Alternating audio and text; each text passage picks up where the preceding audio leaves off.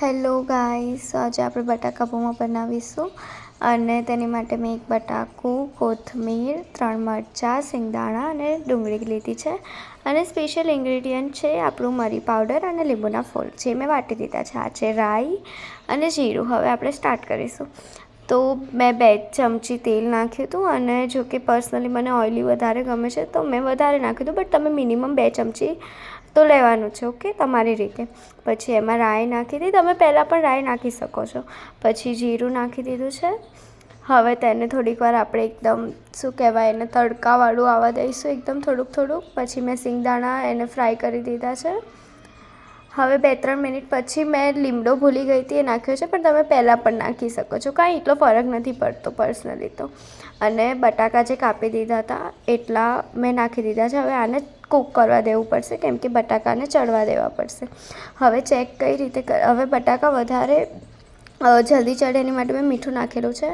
હવે આપણે બટાકા ચડી ગયા છે ચેક કરવા માટે થોડીક વાર રહીને એને દબાવી જોઈશું. તો જો એના 2 ભાગ થઈ જાય છે તો બટાકા ચડી ગયા છે. હવે આના પછી તમે ઓનિયન નાખી શકો છો તરત જ, તો ઓનિયન સ્કીપ બી કરી શકો છો, પણ ઓનિયન જો તમારે બ્રાઉન કરવી હોય તો બટાકાની પહેલાં નાખો. તો હવે આમાં ઓનિયન, મરચાં બધું નાખી દીધું છે. 2-3 મિનિટ કૂક થવા દઈશું.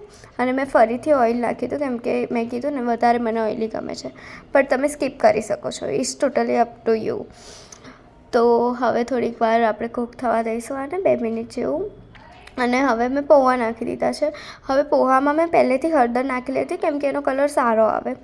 અને આને હવે મરચું બી તમે સ્કીપ કરી શકો છો. ઇફ તમને થોડાક મીઠા ખાવા છે તો તમે સ્વીટ નાખી શકો છો. અને હવે મેં પેલો જે મરી પાવડર હતો સ્પેશિયલ એનાથી ટેસ્ટ આવે છે.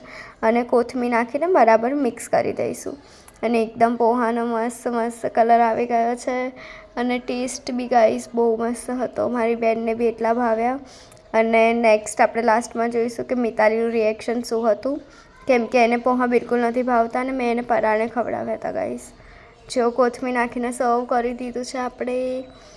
અને મને બટાકા પોહા જોડે આલુ સેવ અને સિંગ ભજીયા વધારે ભાવે છે તો મેં એ બી નાખી દીધા છે. ઓકે ગાઈસ, અને હવે આપણે જોઈશું મિતાલીનું રિએક્શન. સરસ બનાવ્યા છે ગાઈસ, હું બિલકુલ જુઠ્ઠું નથી બોલી રહી.